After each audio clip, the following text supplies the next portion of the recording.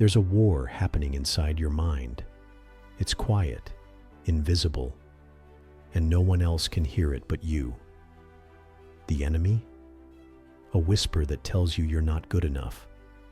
A memory that replays itself like a broken tape. A wound that speaks louder than the present moment.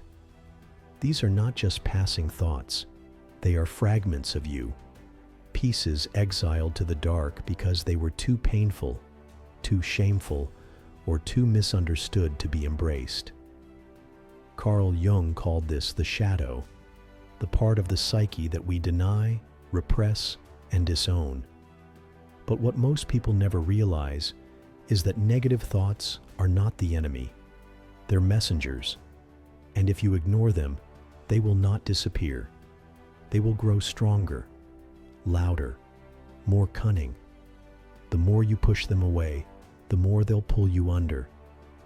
Jung warned that what we resist doesn't just persist, it infects the soul.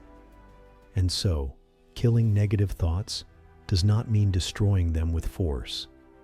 It means facing them, meeting them eye to eye in the underworld of your own mind. Because here's the truth. Most of your negative thoughts are not yours. They were planted by a parent who didn't see you, by a teacher who shamed you, by a world that told you who you had to be.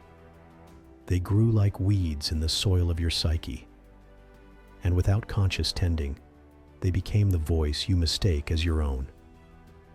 I'm not enough. I'll always be this way.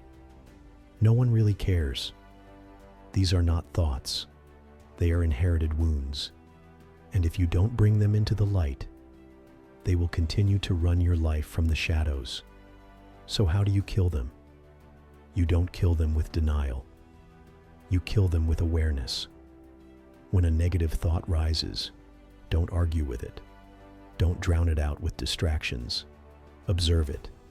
Witness it. Question it. Who told you this thought was true? What part of you still believes it?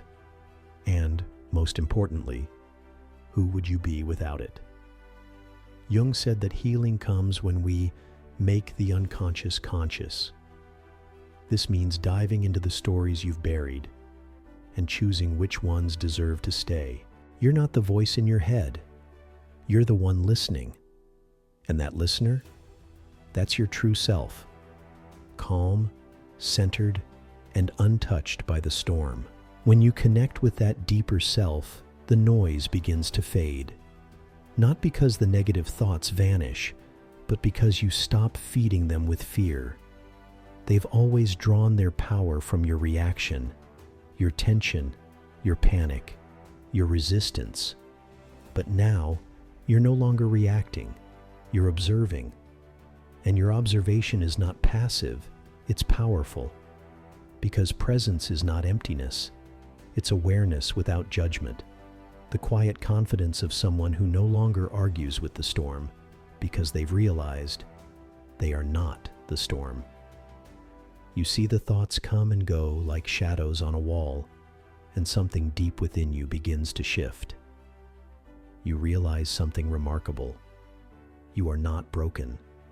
You are layered. There is pain, yes, but also clarity. There is sorrow, but also softness. And beneath it all, beneath the self-hate, the doubt, the shame, there is a quiet, radiant truth. You were never the problem. Not the sadness, not the anger, not the fear. What was broken was your reflection, distorted by expectations you never chose, shaped by voices that never truly saw you. The problem was the prison of your unexamined mind, a prison built from shame, from shoulds, from comparisons that carved out your confidence. But peace isn't the absence of thought. It's the ability to sit among your thoughts and not become them. It's hearing the inner critic and saying, I see you. I know where you come from, but I don't serve you anymore. Because when you stop believing every story your shadow tells, you step into a new role, not the victim, but the alchemist. You transmute suffering into wisdom, shame into compassion, fear into freedom. And the next time that voice returns, you won't run. You'll turn toward it. Sit with it like an old friend and say, I remember you. I carried you for so long, but you are not in control anymore. And just like that, a new space opens inside you, not an escape, but a homecoming, where silence is not empty, but full of peace, where your worth is not a question, it's a given.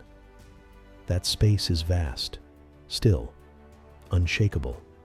It is here that peace begins, not as a destination, but as a return to yourself, to the part of you that was never broken, only buried, and now, finally, free.